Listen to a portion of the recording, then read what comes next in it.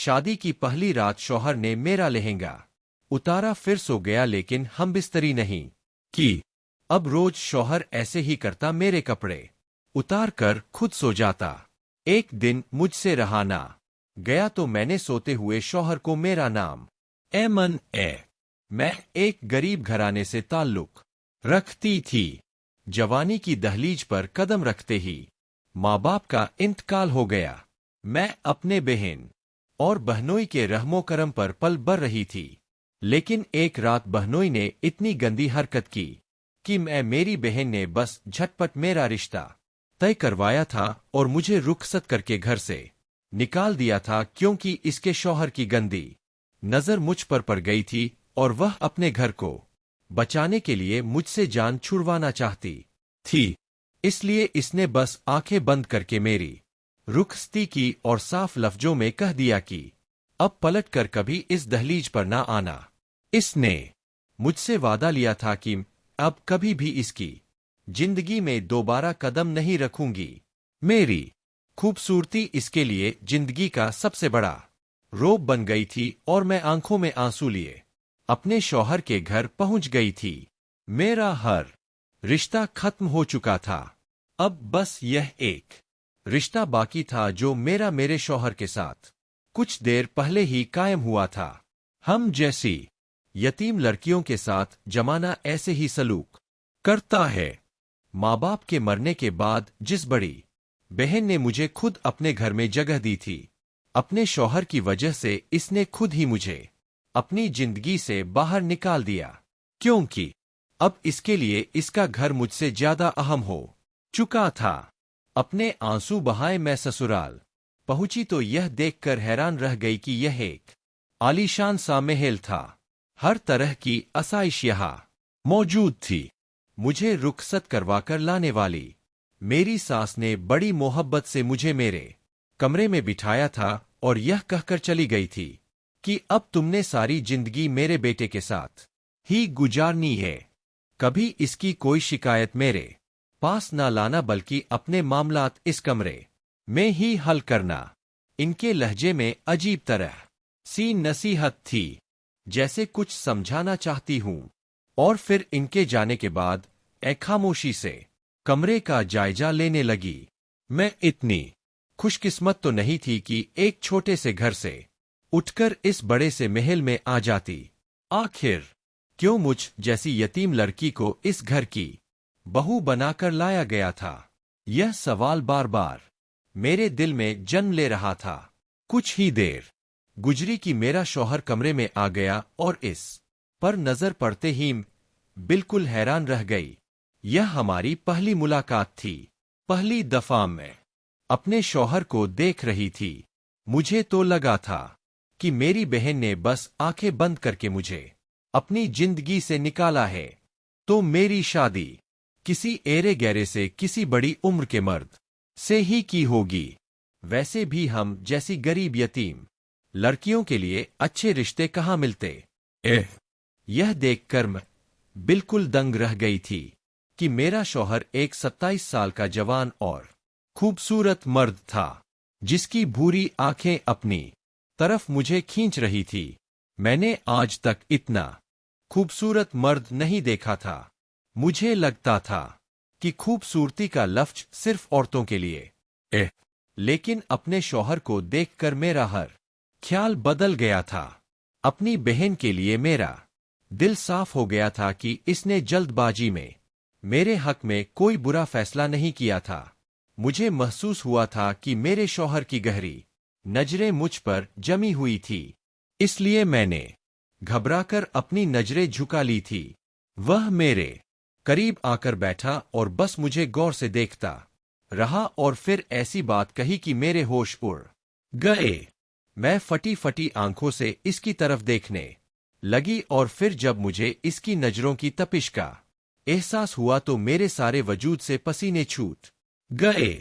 मैंने अपनी मुट्ठियां भी ली और दोबारा इसकी तरफ न देखा था। इसकी आवाज फिर मेरे कानों में गूंजी थी और अब के बाद इसके लहजे में सख्ती थी। मेरी आंखों से टप टप आंसू बरसने लगे थे और मैं शर्म से चूर चूर हो रही थी। समझ नहीं आ रहा था कि क्या करूं। नजर उठाकर इसे देखूं या फिर कोई सवाल पूछूं। इतने में इसने बुरी तरह मेरा घूंघट खींचकर दूर फेंका था और फिर चीख कर कहा था कि सुनाई नहीं देता। मैं क्या कह रहा हूं? अपने पूरे कपड़े उतार दो। इसकी तेज आवाज पर इस तरह रोई थी। इसकी आवाज ने मुझे खौफजदा कर दिया था। मेरा रोना देखकर वह जोर जोर से चीखा और कहने लगा कि अपनी आवाज बंद रखो और जो मैं कह रहा हूं बस वो करो। मैंने घबराकर इसकी तरफ देखा तो इसकी आंखों में वहशत उतर आई थी। वह अजीब से अंदाज में मेरी तरफ देख रहा था। मुझे लगा कि अगर मैं इसकी बात नहीं मानूंगी तो वह किसी भी हद से गुजर जाएगा। मैंने डरते डरते अपनी शर्ट साइड पर करनी शुरू की तो वह बड़े मजे से सिगरेट अपने होठों में लगाकर मुझ पर नजरें जमाए बैठ गया। मैं शादी को लेकर बहुत ज्यादा तो खुश नहीं थी और ना ही कुछ ख्वाब लेकर इस घर में आई थी, लेकिन मेरा शौहर मेरे साथ ऐसा सलूक करेगा मुझे इसकी तवक्का भी नहीं थी। धीरे धीरे लरजते कांपते मैंने अपने वजूद से अपने कपड़े जुदा कर दिए थे और बस सर झुकाए शर्मिंदगी से आंसू बहा रही थी। वैसे तो हमारा जायज रिश्ता था और अपने शौहर के सामने इस तरह पेश होना कोई गलत बात नहीं थी, लेकिन जो कुछ मेरे शौहर ने किया था वो अंदाज गलत था। मुझे अपने आप से शर्मिंदगी हो रही थी। मैं बिल्कुल बेलिबाज थी। जैसे ही मैंने अपने कपड़े उतारे वह उठकर मेरे करीब चला आया। मैं डर के मारे अपने आप में सिमट गई कि अब ना जाने क्या करेगा, लेकिन इसने मेरा बिस्तर सेट किया और कहने लगा चलो लेट जाओ, रात बहुत हो रही है। और फिर इसने मुझे ऐसे ही बरहाना हालत में बिस्तर पर लिटा दिया और खुद भी बिस्तर पर लेट गया। मैं बुरी तरह कपक पा रही थी कि ना जाने वो रात मुझ पर कैसे कैसे सितम ढाएगी। लेकिन कुछ देर बाद मुझ पर हैरतों का पहाड़ टूट पड़ा, क्योंकि मेरा शौहर सो चुका था। इसके खराटों की आवाज पूरे कमरे में गूंजने लगी थी और मैं बरहाना हालत में ही अपनी जगह पर लेटी रह गई थी। शौहर के सो जाने के बावजूद भी मैं इतनी ही खौफजदा थी कि अपनी जगह से उठकर दोबारा अपना लिबास भी ना पहन सकी। मेरी आंखों में गुजरी रातों का मंजर चल रहा था। काश मेरा बहनोई मेरे साथ ऐसा सलूक ना करता तो मेरी बहन यूं मुझे अपने घर से बाहर ना निकालती। मेरे अब्बा के इंतकाल को 3 महीने हुए थे। इनके जाने के बाद मैं बिल्कुल बेआसरा हो गई थी, क्योंकि हमारी अम्मा का बहुत पहले ही इंतकाल हो गया था। ऐसे में मेरी बड़ी बहन ने मेरे सर पर हाथ रखा और मुझे अपने ससुराल ले गई, जहां वो इसका शौहर और 4 बच्चे रहते थे। मुझे तसल्ली थी कि मेरे साथ मेरी बड़ी बहन है, लेकिन फिर मेरे बहनोई की नजरों ने सब कुछ तबाह व बर्बाद कर दिया। बहाने बहाने से वह मेरे करीब रहने लगे, कभी मुझे छूने की कोशिश करते तो कभी अजीबोगरीब सी बातें करते। हर वक्त वह अपनी नजरें मेरे वजूद पर जमा कर बैठ जाते। 1-2 दफा तो इन्होंने मेरा दुपट्टा पकड़कर खच दिया था और फिर इसे मजाक का नाम दिया था, लेकिन मेरा दिल कहता था कि यह मजाक नहीं है। एक लड़की अपने ऊपर उठने वाली निगाह को बहुत अच्छी तरह पहचानती है और मुझे यही लगता था कि मेरे बहनोई की नजरें ठीक नहीं है, लेकिन मैं इनके रहमो करम पर जी रही थी, बिल्कुल खामोश थी। फिर एक दिन नहाकर निकली तो मेरे पास दुपट्टा नहीं था। मैं बिल्कुल बेफिक्र थी, क्योंकि मेरे हिसाब से इस वक्त घर में मेरे बहनोई मौजूद नहीं थे। इसीलिए सुकून से अपने गीले बालों को सुखाने लगी। लेकिन इतने में सुहेल भाई किचन से निकलकर मेरी तरफ चले आए और बेख्तियार ही इन्होंने मेरे बालों को छुआ था। मैं घबरा कर पीछे हटी थी और वह मुस्कुरा उठे थे। मेरा चेहरा खौफ से जद पड़ चुका था और इतने में मेरी बहन वहां आ गई थी, अपने शौहर की मौजूदगी और मेरे चेहरे के तासुरात देखकर यह बात मेरी बहन ने भी महसूस कर ली थी कि सुहेल भाई का रवैया कुछ अजीब सा है। फिर एक रात तो हद हो गई। मेरी बहन बच्चों को सुलाने के लिए अपने कमरे में चली गई तो मेरे बहनोई बगैर इजाजत मेरे कमरे में चले आए। मैंने इन्हें देखा तो पूछा, सोहेल भाई किसी चीज की जरूरत है? वह सीधे मेरे बिस्तर पर आ गए और कहने लगे, हाँ मुझे एक जवान और हसीन बीवी की जरूरत है, बच्चे पैदा करके तो मेरी बीवी बेडोल हो गई है।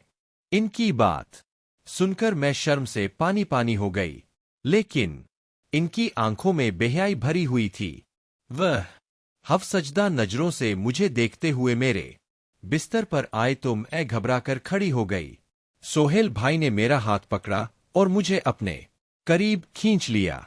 मैं इनके पास ही बिस्तर पर गिरी थी। मेरे हलक से चीख निकली तो मेरे मुंह पर हाथ रखकर वह कहने लगे, तुम्हारे करीब रहकर मुझे एहसास हुआ है कि मैं कितना घाटे का सौदा कर बैठा हूं। मुझे तुम्हारी बड़ी बहन से नहीं बल्कि तुमसे शादी करनी चाहिए थी, इससे पहले कि मैं अपने बहनोई की किसी भी बात का जवाब देती। मेरी बहन पीछे से चली आई और इसने मुझे सोहेल भाई के साथ बिस्तर पर देख लिया। बस फिर क्या था, इस रात घर में खूब हंगामा हुआ। मैंने अपनी बहन को बताना चाहा कि मेरी कोई गलती नहीं है, लेकिन वो कुछ भी सुनने को तैयार नहीं थी। और फिर अगले ही दिन मेरी बहन ने यह तय कर लिया कि मजीद इसके साथ नहीं रह सकती। वो तो चाहती थी कि मैं किसी यतीम खाने चली जाऊं, लेकिन मैंने इसके आगे हाथ पांव जोड़ दिए कि किसी यतीम खाने नहीं जा सकती। मुझे इस बात पर गुस्सा था कि गलती सुहेल भाई की थी, लेकिन सजा मुझे मिल रही थी। मेरी बहन अपने शौहर को कुछ कहने के बजाय मेरे साथ जुल्म करने पर उतर आई थी। मैंने अपनी बहन से इल्तजा की कि किसी यतीम खाने या दारुलेमान नहीं जाना चाहती, इसलिए फिर इसने मेरी शादी का फैसला किया और जल्दबाजी में रिश्ते वाली के जरिए से रिश्ता तय करके सादगी से मुझे रुखसत कर दिया। सुहेल भाई ने बहुत कोशिश की थी कि किसी तरह वो मेरी शादी रुकवा दे। हाथों पकड़े जाने के बावजूद भी इनकी डिटाई में कोई फर्क नहीं आया था, क्योंकि इन्हें पता था कि मेरी बहन इन्हें नहीं छोड़ सकती। हम बहनों के पास कोई ठिकाना, कोई आसरा नहीं था और इसी बात का वह फायदा उठा रहे थे। मेरी बहन को भी मालूम था कि मुझ जैसी जवान और हसीन लड़की को अपने घर रखकर वह अपने ही घर की गृहस्थी को तबाह कर लेगी। इसीलिए मेरे बारे में सोचने की बजाय इसने अपने घर को बचाने का फैसला किया और मुझे हमद के साथ रुखसत कर दिया। मैंने यह सोचकर शादी की थी कि कम से कम एक छत और शौहर का तहफ़्फ़ुज़ नसीब हो जाएगा, फिर भले ही वह बड़ी उम्र का या गरीब ही क्यों ना हो, मैं गुजारा कर लूंगी। लेकिन जिस तरह का सलूक मेरे शौहर ने मेरे साथ किया था, इसके बाद तो मुझे अपनी जिंदगी जहन्नुम नजर आ रही थी। सारी रात मैं यूं ही बरहाना हालत में अपने शौहर के पहलू में लेटी रही थी, और फिर सुबह जब वो उठा था तो इसका लहजा बिल्कुल नॉर्मल था। एक नजर मुझ पर डालकर कहने लगा, जाकर लिबास पहनो, तैयार रो, मामा नीचे इंतजार कर रही होंगी। इसके बदले हुए लहजे को सुनकर फिर हैरान रह गई थी। मैंने जल्दी से कपड़े पहने और तैयार होकर नीचे पहुंची तो वहां मेरी सास डाइनिंग टेबल पर बैठी थी। इन्होंने बस एक सरसरी सी नजर मुझ पर डाली थी और तोहफे के नाम पर कीमती सोने की अंगूठी मुझे दी थी। मैं तो इन्हें यह भी ना बता सकी थी कि इनके बेटे ने रात मेरे साथ कैसा सलूक किया। हमद भी साथ ही बैठे थे। के बाद मेरी सास कहने लगी कि वो अपने बड़े बेटे के पास दुबई जा रही है, क्योंकि अब हम जिम्मेदारी उठाने के लिए तुम आ गई हो। इतनी जल्दी मैंने शादी भी इसीलिए करवाई थी क्योंकि मेरा वीजा लग गया था। यह सुनकर मैं परेशान हो गई थी कि इस घर में अकेले कैसे रहूंगी, लेकिन मेरी सास ने मुझे हमद के हवाले छोड़ दिया था और खुद इसी शाम चली गई। सारा दिन हमद ना जाने कहाँ रह गए थे। इनका कोई कारोबार था, शायद वह इसी में मशरूफ थे और मैं कमरे में बंद बैठी अपनी किस्मत पर आंसू बहा रही थी। और फिर जब रात को वह आए तो इनके होठों में सिगरेट थी और वह नजरें फिर मेरे वजूद पर जमी थी। मुस्कुराकर मुझे देखते हुए कहने लगे, चलो शाबाश, कपड़े उतारो और एक तरफ रख दो। तुम मुझे कपड़ों में अच्छी नहीं लगती हो। मैंने हमद से कहा कि आप मेरे शौहर हैं, मुझ पर हक रखते हैं, तो फिर इस तरह का सलूक क्यों कर रहे हैं? मेरी बात सुनते ही हमद ने गुस्से से मेरी तरफ देखा और फिर तेज लहजे में कहने लगे, मेरे साथ जुबान चलाने की जरूरत नहीं है। अगर सीधी तरह कपड़े नहीं उतारोगी तो मैं तुम्हारे कपड़े फाड़ दूंगा। अचानक ही इनके हाथ में मुझे ब्लेड नजर आया और यह देखकर मेरी जान निकल गई थी कि मैंने जल्दी से अपने कपड़े उतार कर एक तरफ रख दिए थे और आंखें बंद करके खड़ी हो गई थी। मेरी इस हरकत पर हमद कहने लगे कि ऐसे क्यों खड़ी हो, चलो लेटो। और फिर जबरदस्ती इन्होंने मुझे बिस्तर पर लिटा दिया और खुद मेरे साथ ही लेट गए, लेकिन मुझे हाथ तक न लगाया। मुझे समझ नहीं आ रहा था कि वह यह सब कुछ क्यों कर रहे हैं। सारी रात बस आंसू ही बहाती रह गई थी। ऐसा लग रहा था कि मेरी किस्मत में रोना ही लिखा है। ना शौहर का मिजाज समझ में आया, ना सोहेल भाई की हवस। मेरी सास का अचानक यूं चले जाना भी कौन अपनी नई बहू को इस तरह बेटे के बाद छोड़कर जाता। इस घर में किसी चीज की कोई कमी ना थी, लेकिन मेरी जिंदगी में हर चीज अधूरी थी। और फिर यह दूसरी रात भी ऐसे ही गुजर गई थी और आहिस्ता आहिस्ता दिन इसी तरह गुजरने लगे। सारा दिन खामोश चुपचाप सी बैठी रहती। एक मुलाजमा आती थी जो सारा कामकाज करती और फिर वापस चली जाती थी। खाना भी वही तैयार करती थी। मेरे पास कोई काम नहीं था। मैं बसनी मरीजा के तौर पर एक कोने से लग गई थी। सारा दिन खामोश बैठती और रात बरहाना हालत में गुजार देती। धीरे धीरे मुझे एहसास हो रहा था कि मेरे शौहर में इसके सिवा और कोई बुराई नहीं थी। इन्होंने मुझे किसी तरह की कोई तकलीफ नहीं दी थी, ना ही कोई अजियत दी थी, ना मुझसे कोई बदकलामी करते थे, ना यतीम होने का ताना मारा था, ना खाली हाथ रुखसत होकर आने का ताना दिया।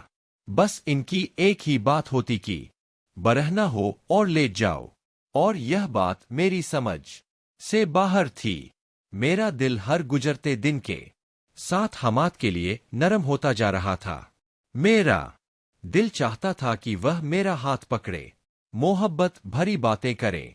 इतने खूबसूरत शौहर से मुंह फेरना मेरे बस में नहीं रहा था। फिर शायद निकाह की भी एक कशिश थी। मेरे दिल में इनके लिए जगह बने रही थी, लेकिन हमद ने ना कभी मेरा हाथ पकड़ा था, ना मोहब्बत के दो बोल बोले थे। मैं धीरे धीरे इनके साथ के लिए तरसने लगी थी। जज्बात और ख्वाहिशात मेरे दिल में भी थे। फिर मेरा महरम मेरे पास होता था तो मैं इसका साथ भी चाहने लगी थी। कुछ दिन ऐसे ही गुजर गए। मैं हमद की तरफ से पहल का इंतजार करने लगी, क्योंकि इन महीनों में मेरा दिल हमद से जुड़ गया था।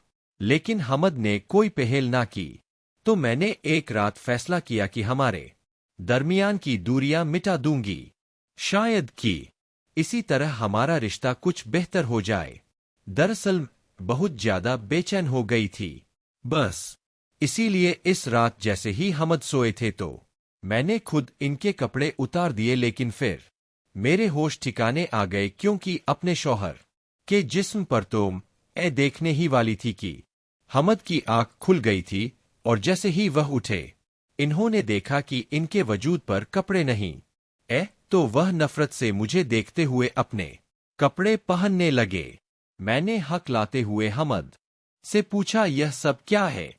तो वह इससे पहले कि कमरे से बाहर जाते मैंने फौरन ही इन्हें पकड़ लिया, इन्हें बाजू से थामा और बिस्तर पर बिठा दिया। इनके कदमों में बैठ गई और इनसे कहा कि हमद, मुझे बताएं यह क्या मामला है? मैं आपकी बीवी हूं, आपकी साथी हूं, आपसे मोहब्बत करती हूं। अगर आप अपनी परेशानी, अपना मसला मुझे बताएंगे तो सब कुछ ठीक हो जाएगा।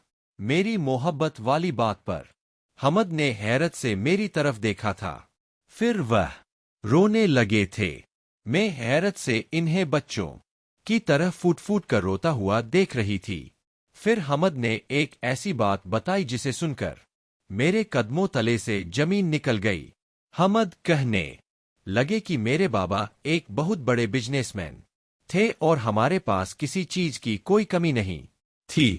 मेरे बाबा मुझे अच्छी तालीम दिलवाना चाहते थे, इसीलिए अपने साथ लंदन ले गए थे।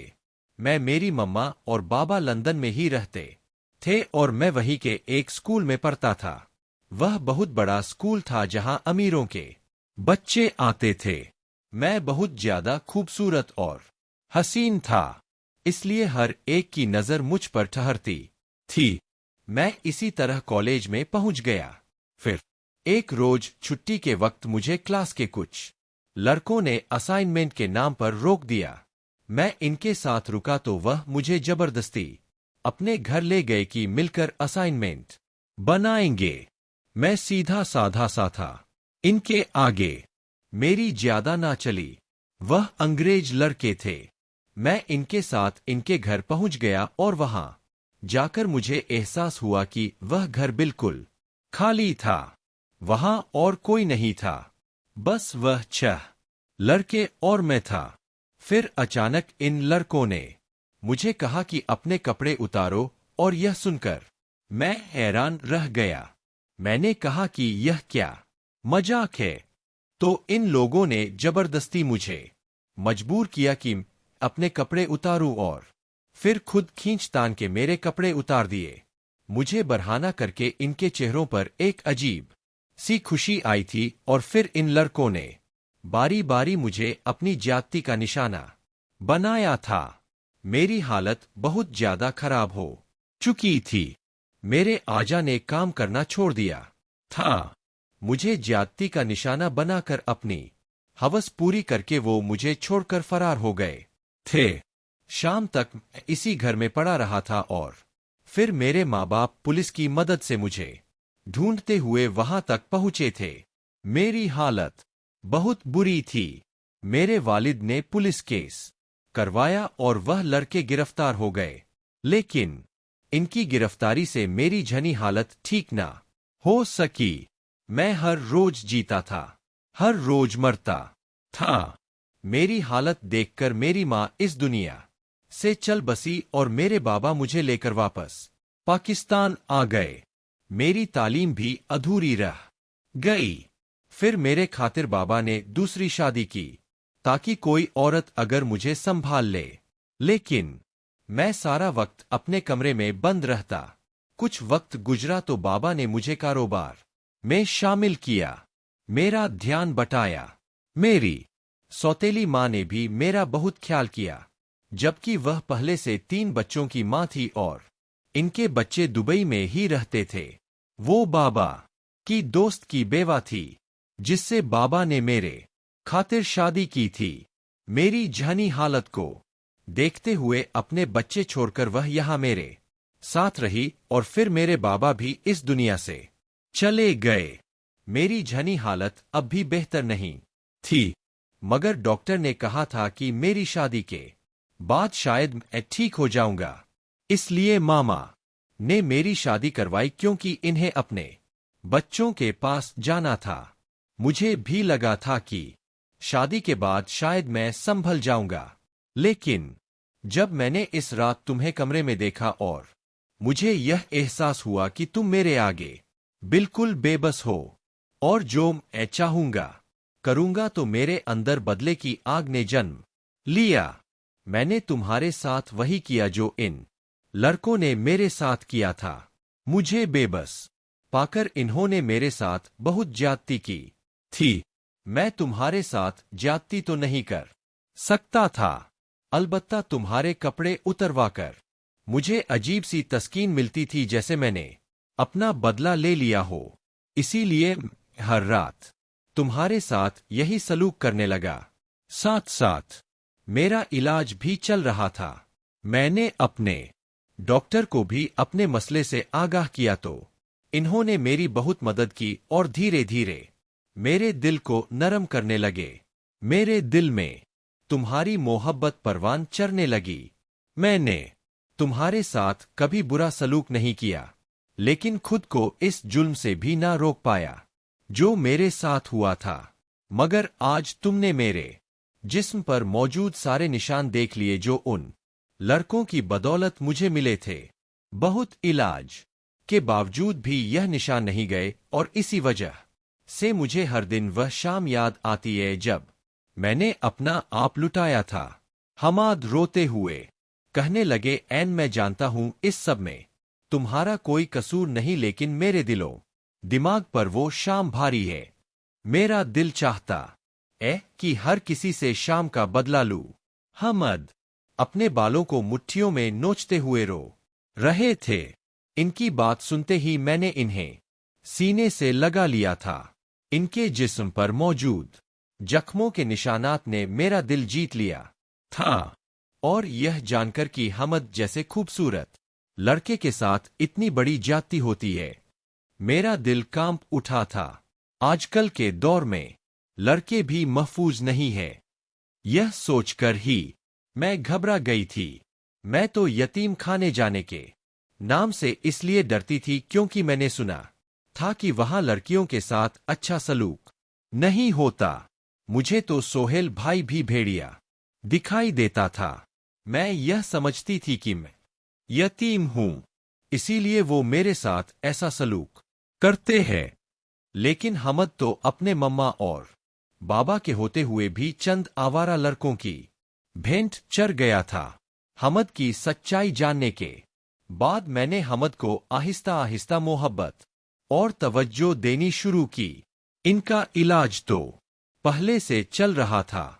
मैं इनके साथ डॉक्टर के पास जाने लगी और फिर धीरे धीरे हमारे दरमियान के ताल्लुकात बेहतर होने लगे।